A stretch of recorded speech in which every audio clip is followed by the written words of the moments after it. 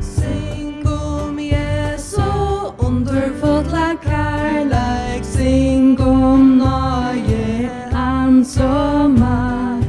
Vi döj himle fagra bostad, få som man never sagt. Ta vi komma till himmels, I var signa vår dag, vår verur tär. Ta vi söka Jesus och synja honom tackarlär. Som vill gänga pula grumsens götu, mysches svänga loft så blå. Men ta färden ner att ända, horve kvars puss och gråt. Ta vi komma till himmels, I will signa vår dag, vår verur tär. Ta vi söka Jesus och synja honom tackarlär. Lät det okkom vera tryggvar sannar och nå tjäna det onda. Ta vår sleja bär vi Jesus, alla möjligheter tär. Ta vi komma till himmels, I will signa vår dag, vår verur tär. Ta vi söka Jesus och synja honom tackarlär. Fram och himmel, lönen vår stanna, Jesus ord vi söka ta. Kött för pärlo borsteon, och vid guld götter stuja av. Ta vi komma till himmels, I will signa vår dag, vår verur tär. Ta vi söka Jesus och synja honom tackarlär. Ja, vanliga. Och hjärtligt välkommen till detta nätmöte ur Ebenezer. Nu vi inte kunna hittas som vanligt, som det är, så är vi glada för att kunna bjuda dig att vara välkommen till hettar. Det är så när vi kommer att vara samman i en gång timme, och en halv timme för att vi synter samman, och det är en bådskaper till de vuxna, och så gärna vi det söndagsskola från klockan 7:30. Vi ska börja vid att bya. Herre, vi tackar dig för att vi kunde vara samman och hämta en hatt, nu tar vi inte kunna vara som vi plejer i färg. Vi ber om att du må sykna hessa lötna till okkara, og sykna til alt de som lorsta i färger og sjekk vi og land. Vi ber om at du måst ber okken år fra her og i sanje og i bådskapet og i søve i färger. Lett oss løsne alt og tøyne henter, og takk at jeg for den bådskapet vi har ber fra her om frels og i tøyne og sånne i färger. Takk for alt og tøyne navnet. Amen.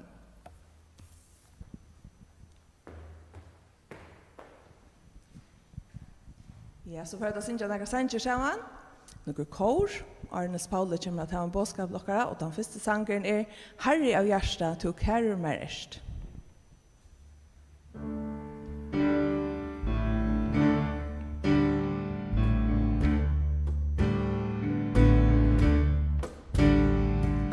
Herre av hjärtat, du kärur mer erst. Lättor mig styrke och värja så stärst. Du ers min Herre, hin hålla vaje. För er som du god, för er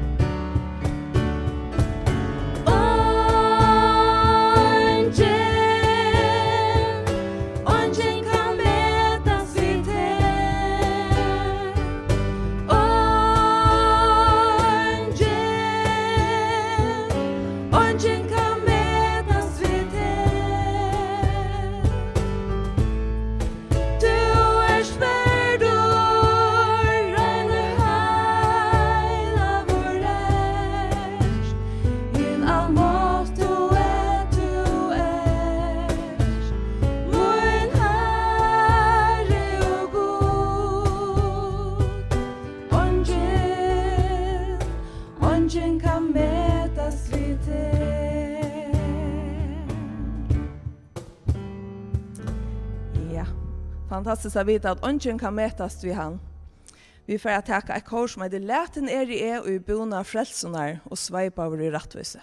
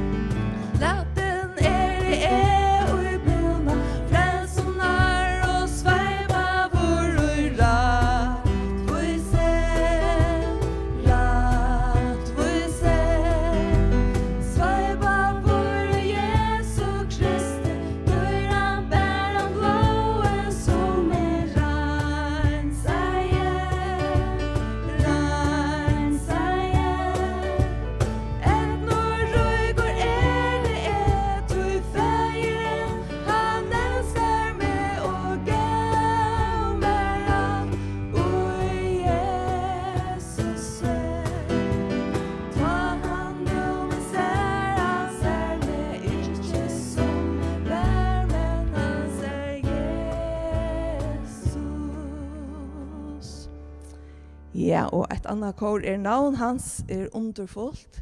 Navn hans underfullt.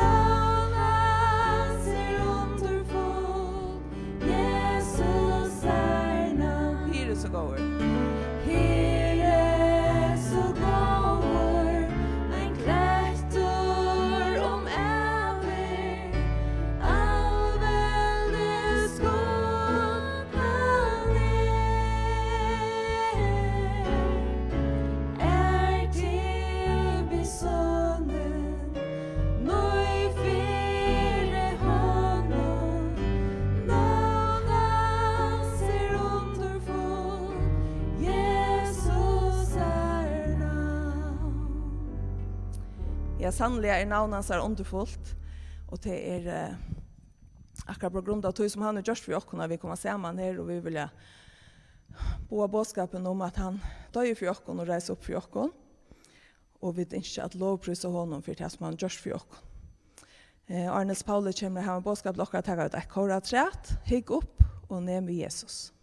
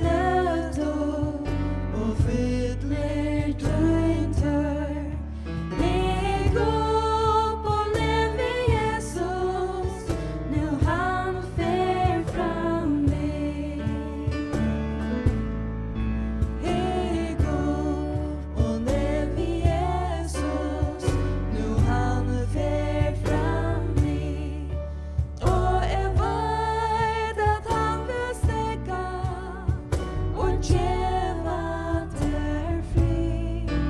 Han nær, og Jesu løtu, og fyller tøyn tør.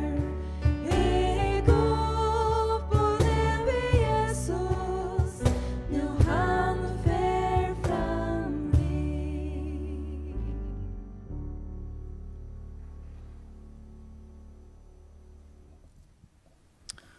Ja, tycker jolene til narskast, og går kommet til 3 sundag i advent, og standa atter først EU for her spørningen om okra prioriteringar, hvor autoriteten og okra løyve, hva gjør vi hendan Jesus som var født som et løyde bad? Han en bagatell til det som halda, en bagatell, og en tøytning. Og for i ånder så vil jeg at jeg ikke brøyta sitt løyv, og gjør han til kong, tror jeg det kostar for noe. Det for noe på spil. Og så det etter en 3 bolker, kunne jeg si, som man husker, ja, men her folkene så langt borte fra ødelen til kristna. Her så langt borte fra Guds åre, at de har ångan ahua, og hva skulle de finne borte ur tog? Og lese en øyelig ahua verda frasøgn til Matteus. Han måte som han greier fra hese her hendene da Jesus var født og alltid øyelig hodtakende. Så jeg kan møte nemlig 3 personer, eller kunne si at 3 imenskon bolken av mennesken. Og så hvordan imest ut de reagerer på hese her tøyendene om at nå konger født. Det stender så løsner til Matteus i kapittel 2. Ta inn Jesus var født i Betlehem og Judea, og døven Herodes var kongs, kom vismenn ur Esterlondon til Jerusalem og søtte. Hver kong og jødene som fødder Tog vi hava sett støtten i hans her Estre, og komner at tilby han. Ta Herodes konger hørte hetta, kom 80 år, og alt Jerusalem vid honom. Og han kallet sammen allar høvesprester og skriftlærere folksens, og spurte her hver Kristus skulle være født.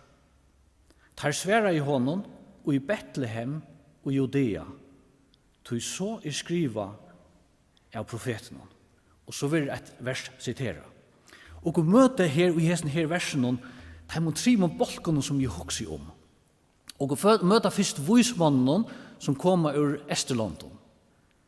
De kom her så langt leina til Jerusalem, og de møter kongen her som Herodes, og spyrer han om jødakongen. Fjolte kommer kongen, og han får så spyrer at han 3 bolkene som må møte, det de religiøse leirerne. Det høvesprestene og til de skriftlærte som sværer på henne spørningen. Så let dere teke en bolk for seg. Og vite om du kjenner de atter og i omkring av hessen her bolkene. Let dere teke Herodes først. Herodes, han uimidden av de politiske valgene. Han konger, leser, han finner faktisk sitt valg fra romverden. Det var romverden som bestemmer i Israel og hessen her døv. Papi hans hei finnes løyve til å roa iver hesten her økene, og nå fikk han løyve til sjølver fra romverden å titulere seg som kong. Men også verst å legge mest til søvna. Han ikke jøte, han ikke usasmauer. Han faktisk edomitter. Det vil si her en fremmande mauer, som ikke jøte. Han blevet en konger, og han vil sette av maktene i Israel. Hvordan reagerer han til hese vismennene kommer? Fjolte kommer råd. Han banjon, og ser vi honom alt Jerusalem. Og de hoksa, en nødje konger føtter, og de visste det var ikke en som var i at vi Herodes. Hvor så det? Hva skal gjøre vi denne personen? Hva skal hoksa om det? Hvordan reagerer hesten her konger Herodes? Han reagerer som nok for konger, nok for politiske leirer, nok for ågen som har vært å smakka maktene, de politiske maktene, gjøre, og halda fast ved henne. Og han husker, hver her som kongren? Jeg vil gjerne ha vite hver her som kongren Og det som dere får vite, at jeg leser seitene, det han gjør, og atler gjør just precis det samme, som fara og konger gjør det, og i forhånd ta og Moses var føtter, av beina 4 øtlån bøtten og dronjabøtten som var i Egyptalandet, han atler beina 4 og gjør det til eisene.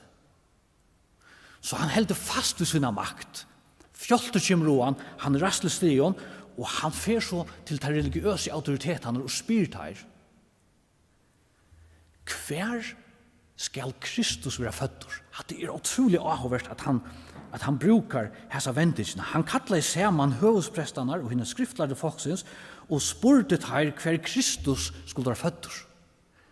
Han har haft denne greia fætan eisen fra jøtene og fra de heilige skriftene at ena for Messias skal komme. Han konger Israels. Det han som den hakste. Han sjálfur god som kommer av vidja sitt folk for at frelsa det og for at leia deg inn i et nytt og et bedre rydtje og et bedre forhold ved god. Han skal fyrirgeva syndina og han skal teka av seg refsingsina for et herra misstøk. Men hesten Herodes, han huksar. Jeg skal beina fyrir noen. Hver det Kristus skal være føtter?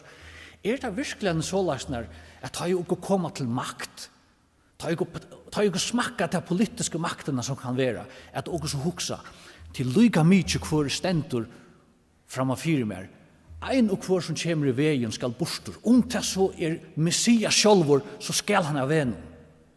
Det sålasnar også huksa om hese jolen i atur?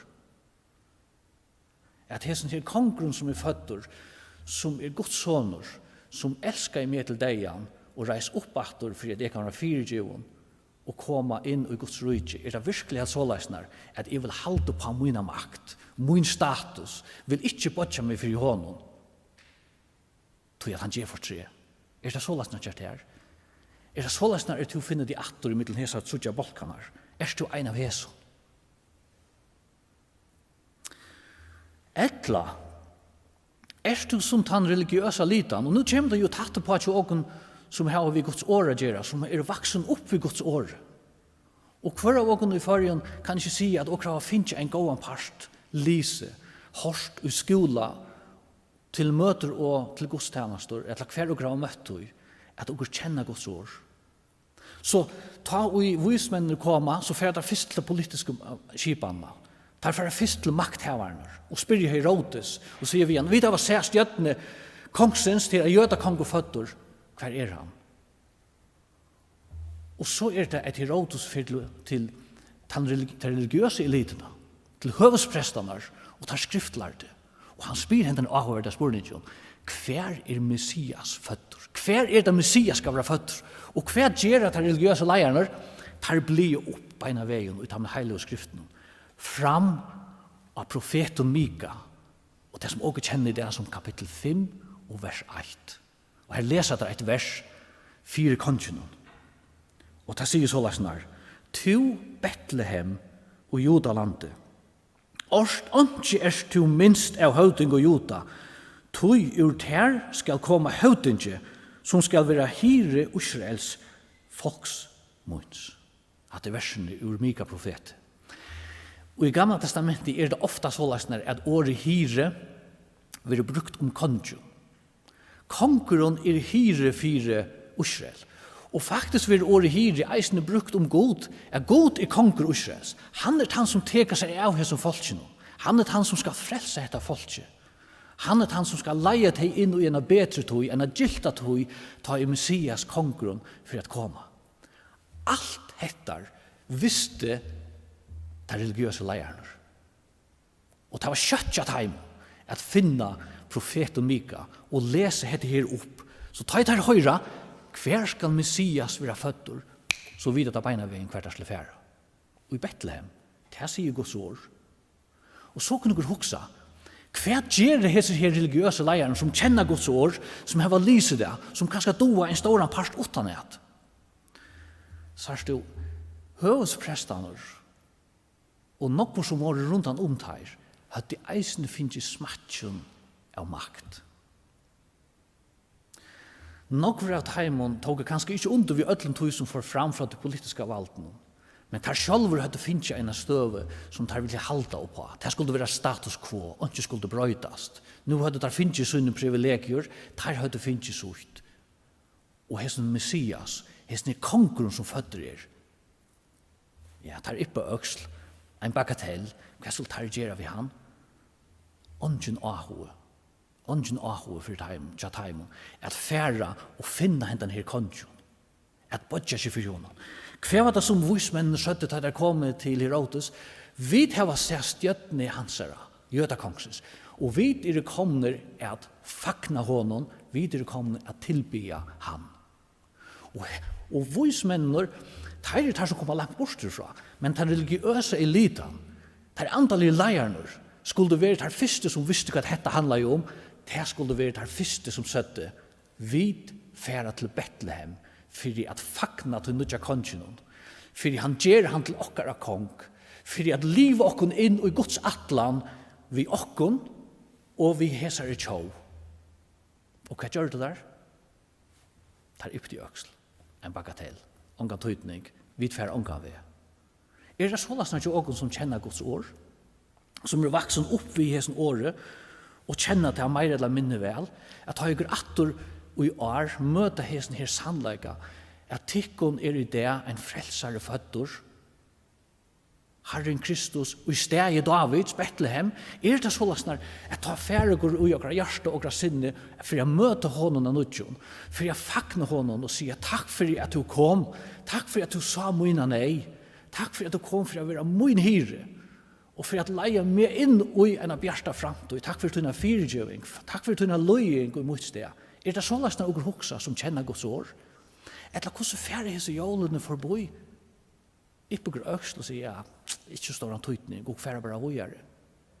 Du eins år, jeg eins år? Verst at hoksa om. Så kom vi til den tredje bolsjon, og til de personene som møtte først, hese er vismennene.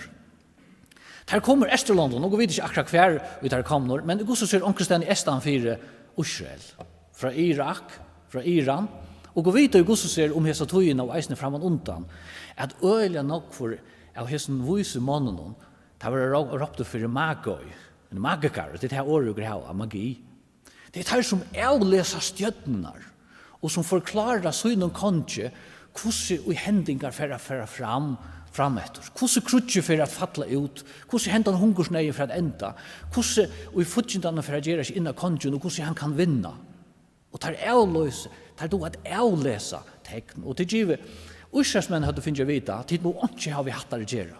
Det er god som åpenberer sannleikar og løgndardømmer, og de skulle lusta etter honom og hans åre, og ikke etter tog tutlene som kommer fra visen mannen, så halte de ikke langt bort fra tog. Men her kommer hese mennene som av jøden vil hildene være langt utanfyr. Hatt det der heitene, hatt det der som langt bort fra Guds åre. Men der det finnes et ljós. Et ljós var omanfra. En åpenbering fra Gud, kunne jeg si, som peker et heimen til Israels, og som sier en konger er født, og tar færre sted, og selv om det færre der først til Herodes og spyrja, og så får dere vite, de skulle færre til Betlehem. Og leser hvor vi så stender er stjøttene hun fylte dem, og tar kommet til stedet, og hva gjør det så? Tar for inn i huset stender, tar sove battene og mor til Marie, og tar fotlen nyer og tilbå til, og låti upp gømslu søgnar, og offra i tøy gavur, gull, røykelse og myrra. Kongliga gavur, en virkjenning om hans kongliga status, vil givun vi hesum gavun. Tar bodja seg nyer. Nå, jeg vet ikke hva bor i tar hjärsta. Jeg vet heller ikke hvordan nok vi tar visste, av tog som også vita fra Guds åre i det. Men her er nekru menn som så i et ljøser erva. Det var her som var vannvirtur, som var lagt bortre fra Israel. Men teir koma, teir fylgja ljósen, teir møta kongen, og teir bodja seg fyrir honom.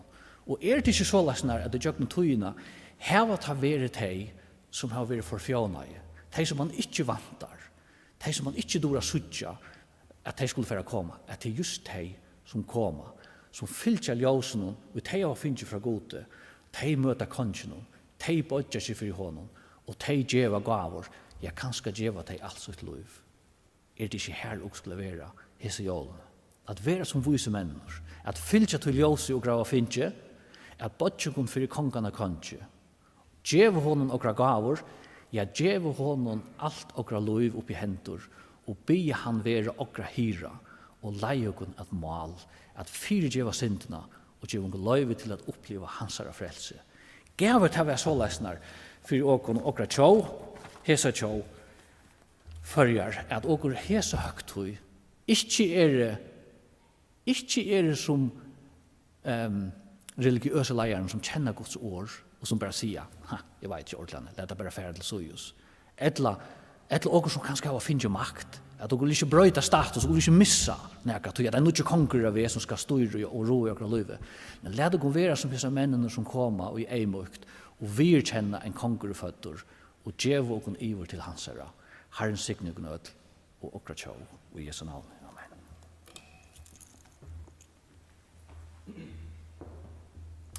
Ja, takk for Ines Paule.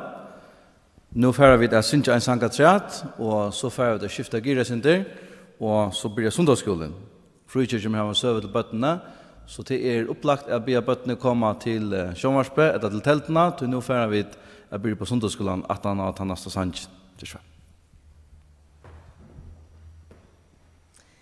Ja, hesten sangren som vi får synge nå, det er akkurat dette som Ines Pauli er sin tåse om, som vi får minnes nå, så tog vi får nå i dårdere nasjoner nyer hiersteg, og nye lei til en tøkk. Tøkk god feir fire at sonen tog du gav.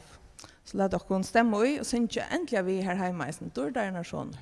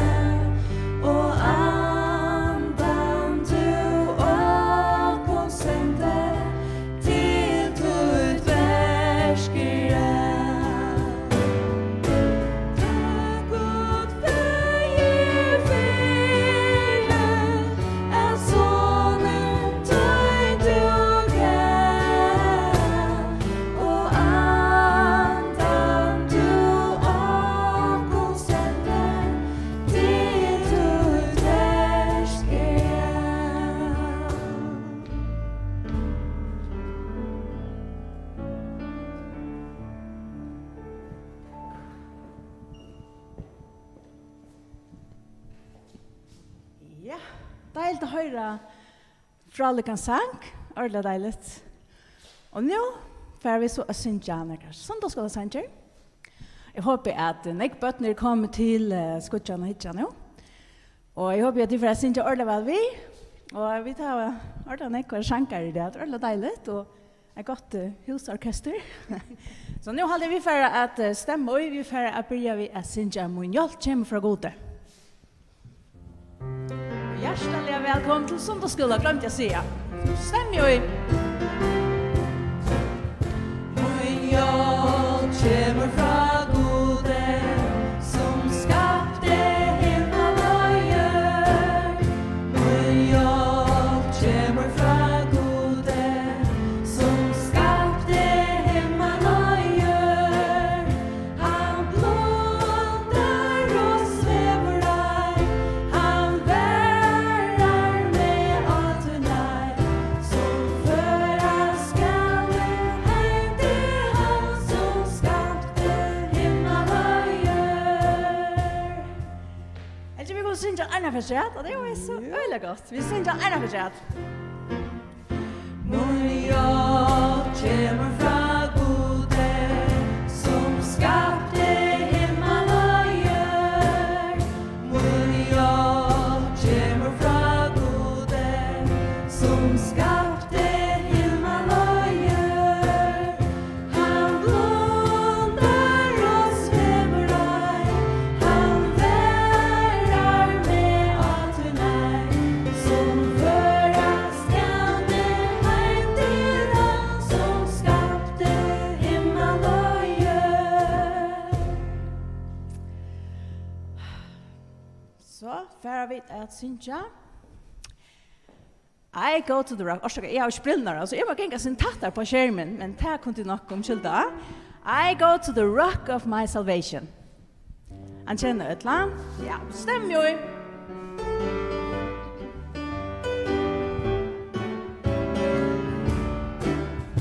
I go to the rock of my salvation. I go to the stone that the builders rejected. I go to the mountain, and the mountain stands by me. When all around me is sinking sand, on Christ the solid rock I stand. When I need a shelter, when I need a friend, I go to the rock. I go to the rock of my salvation. I go to the stone that the builders rejected. I go to the mountain, and the mountain stands by me. When all around me is sinking sand, on Christ the solid rock I stand. When I need a shelter, when I need a friend, I go to the rock. Ja, jag förstår det är som teacher vi skulle till sanns. Men det är klart att det är inte bättre nu. Så färre det synja en god och gamla sang. Tjup och brej. Här ska det ästja teacher till. Så. Det är då, Anna. Ja, stämmer ju.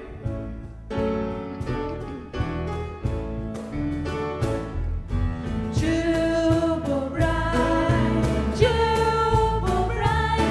I'm all surrendered. Jubel bright,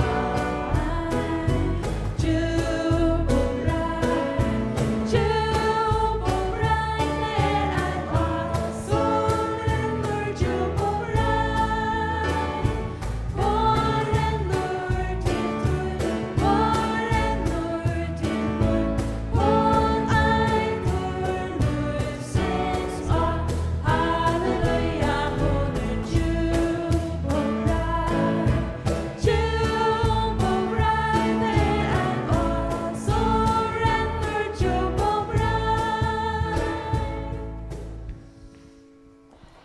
Fralökt. Vi får färdas vid Jesus. Ja. Färdas då öppner och färdas då löster. Och här var Jesus vid och kunna enas där. Färdas vid Jesus, färdas där om där, och i hans fina land. Färdas vid Jesus, färdas vid Jesus från där. Färdas där löster, färdas där öppner, färdas där om där, och i hans fina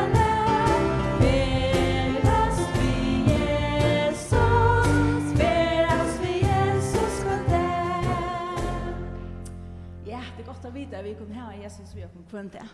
Och han säger, Gusse vill ha det, eller Gusse väckre eller han säger, kvart, så han alltid jokken. Så får jeg ta en god gamla nattskjert, og her skulle jeg gjøre tetjen til.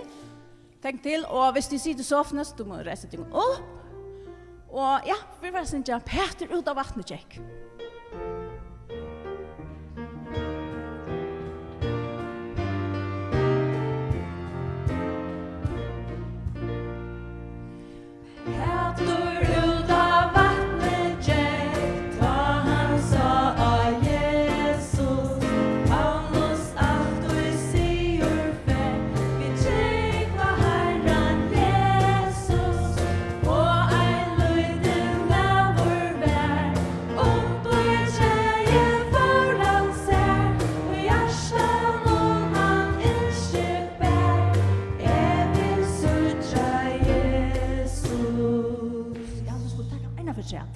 Det brukar för att vara sin mer aktiv nu och nu är det december vi får äta alla nek om och alltså där så vi måste bevega oss sin mer.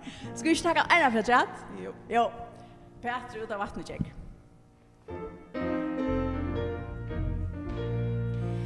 Peter ut av vattnet check.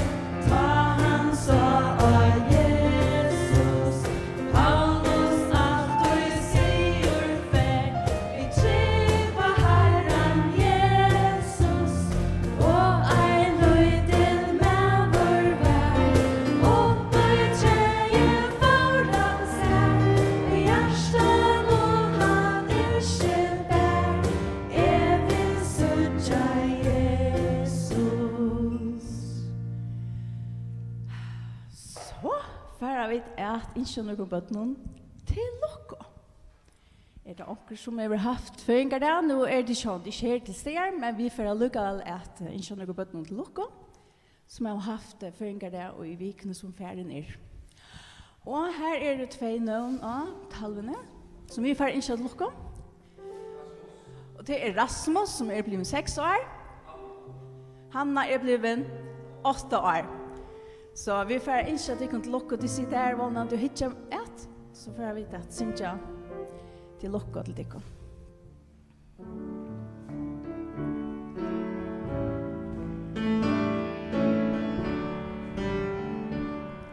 Till locka att bötning så klä. Och i vigon är färdig och hända som och där. Är god gick och segne och tälje och i hånd. Till locka till jätt och trång. Till locka att bötning så klä. Och i vigon är färdig och hända som och där. Är god gick och segne och tälje och i hånd. Till locka till jätt och trång. Så får jag klappa för dig mål? Ja. Hjärtaliga till locka och söndagsskolan instickon. Guds rik och sikning. Jag hade vi nog akkurat sankat trätt och är en fruktur som jag fortäller om söva. Så jag hade vi skulle färra att synja Jesus i älskar till.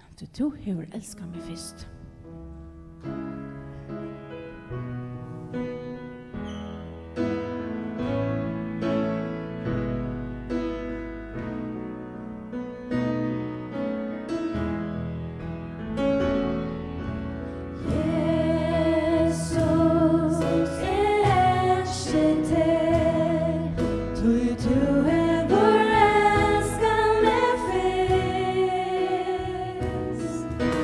Ah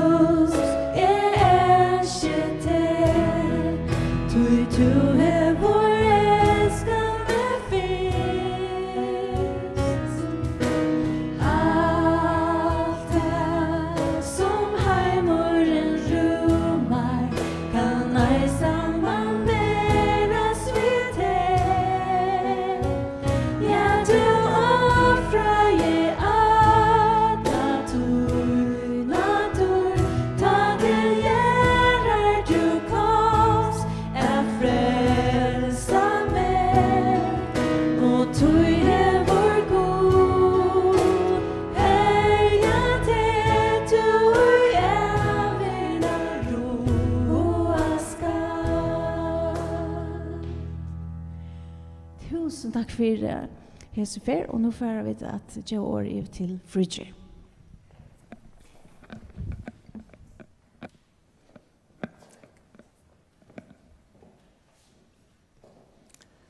Ja. Hei, fitte bød. Stort litt av suttje deg natter. Du klar å lusta? Ja, det var godt. Tid. Einafør var det en dronker som Boje. Han var så spenter nu. Så rævlig spenter. Det var tog at papi han sa han lova neka. Han lova at en bestemt han leier det. Da skulle du ta bare færa at rekva vi kajak. Det var spennende. Både jeg omgang til Løyven og prøve at råkonta vi kajak, for han var så spenter. Og tid han talte det igjen. Men da leierdavren kom, da kom papen og sier, dessverre, Bøygåe, jeg kan ikke komme og rekva kajak, tog jeg må arbeide. Nei, de kunne ikke trykke hvordan kjetter og i Bøye vær. Papen hei lova det, og Bøye hei trodd det, men nå kunne du tørst for alle likevel. Og så kjett ble vi ta i og onker lover akkurat og ikke helder det. Etla, hvis du finner lovat her fra foreldrene at du skal få en sykle og jælagave. Tog yngsterne sykle så langt. Og så knappt jeg på et areal, så henter akkurat kanskje pape misser arbeid et akkurat. Og så her var foreldrene ikke noe penger til å kjøpe syklene for. Så kan du ikke få henne heseferne likevel. Tid kjenner sikkert ødel, hvordan ringt det ta jeg og et bråte lyft det Onker vil love akkurat, og hever ikke hildet det. Tid, og i nekv år, hei folk gods i Israel, boja og boja og boja. Du god i himle. Han hei lova at han skulle sende en frelsere. Lika så han det første menneskene gjør i Adam og Eva. Det vet jeg, det det Adam og Eva. Det første menneskene, ja. Og tid minnes godt innan søvnene at de akta ikke god. Og gjør det som god er sagt de ikke skulle gjøre. Så kom synden inn i heimen.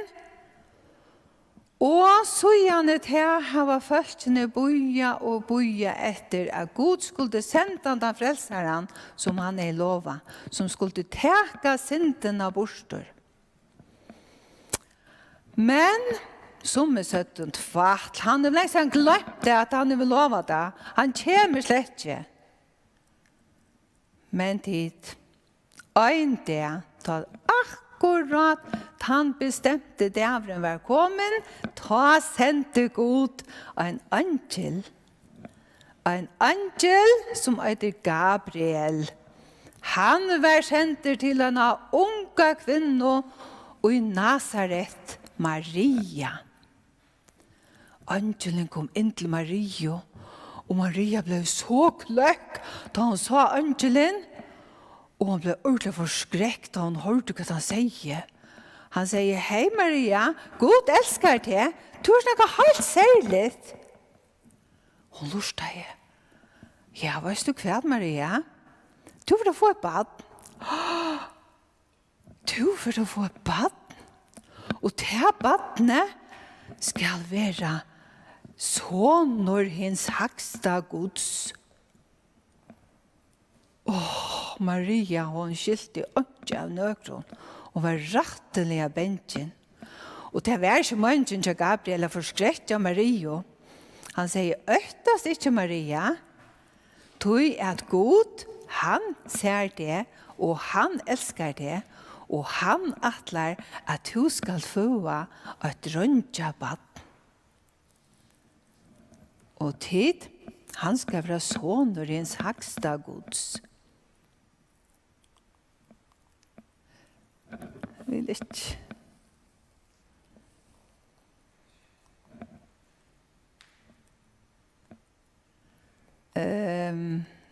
Men kanskje kommer mynden fram. Og God i himmelen, han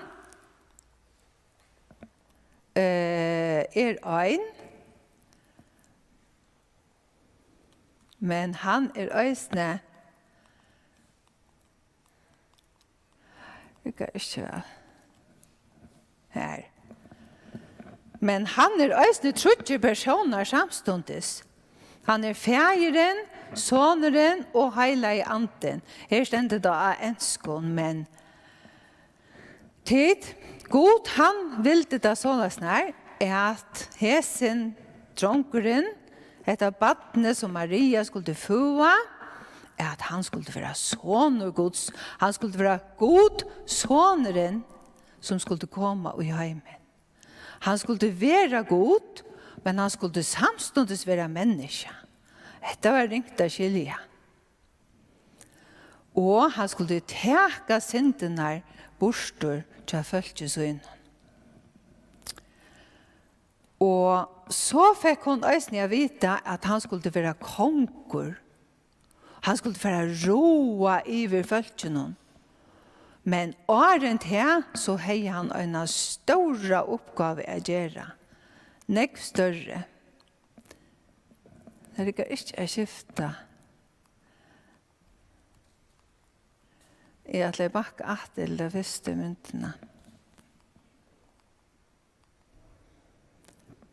Ja, det var mynten noen, ja. Her var Maria, Atro og Gabriel.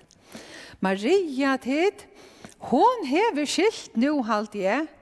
Nå blir det geng opp for henne at dette badne som hon skal få, at her for å være hesen frelsaren som God vil lova lengst henne. Hon vet vel at henne av folk vil boja og i nek 100 år etter en frelsare. Det var vant at han for å komme. Og nå gjør det som at han færre komme, og God for å bruke henne til å føre hentan frelseren og i heimen. Dette størst. Men Maria skiler ikke ordentlig, som spyr Gabriel til, men hvordan kan det bli til? Du er unge mann. Er slik ikke giften?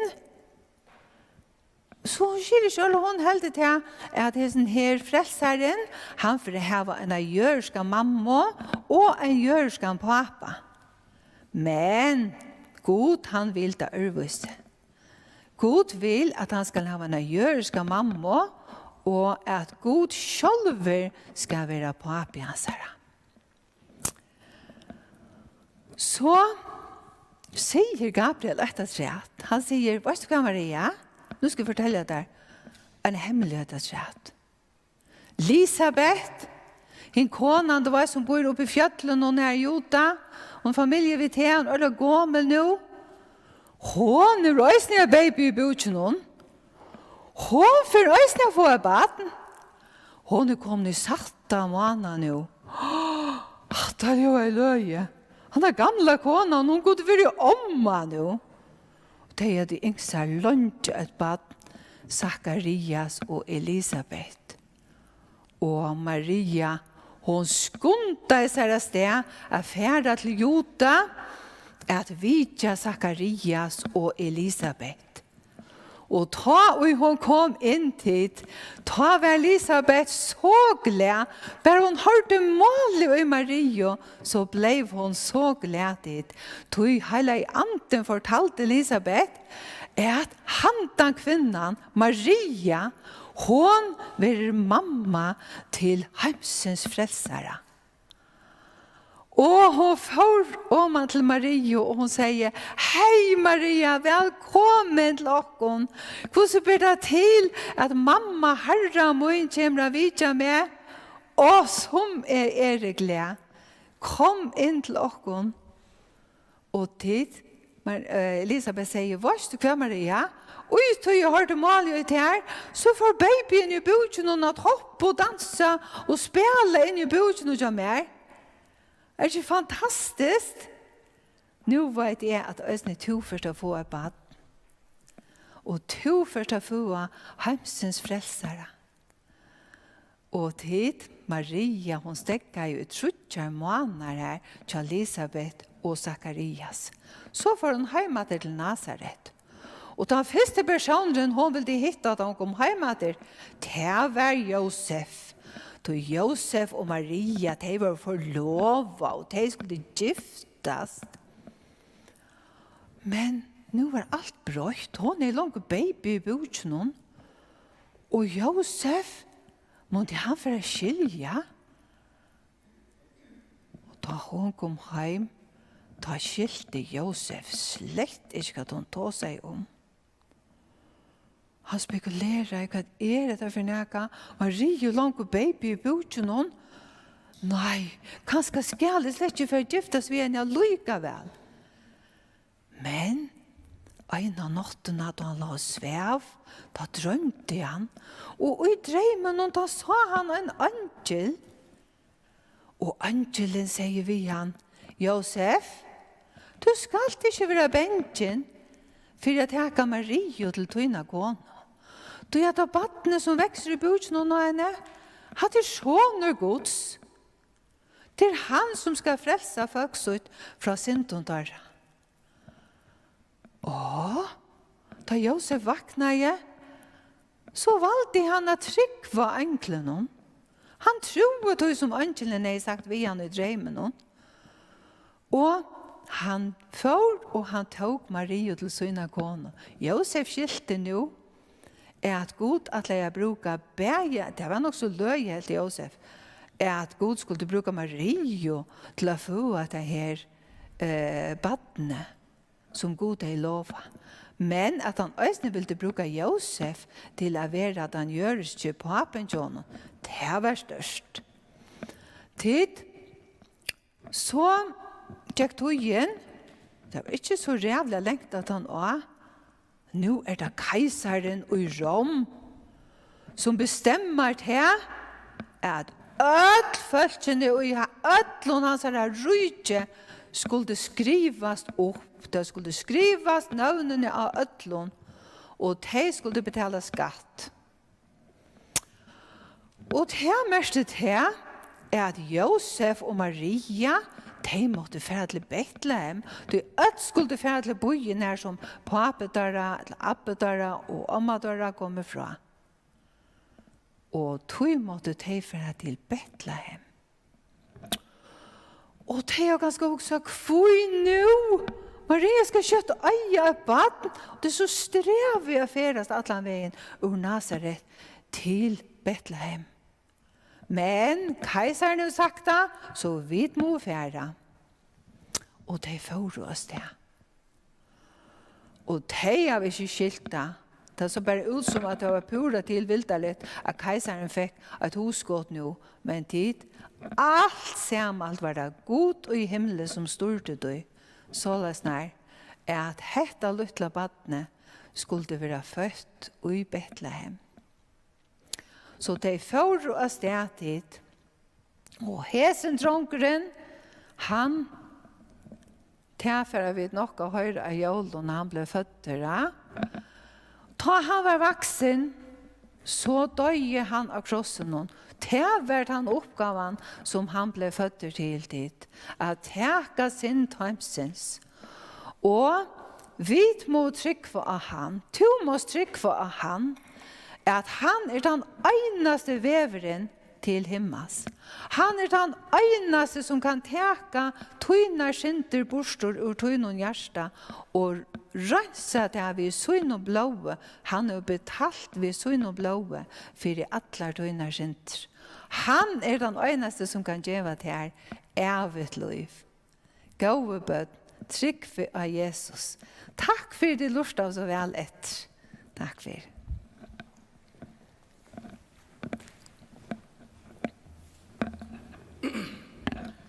Takk for frugjer.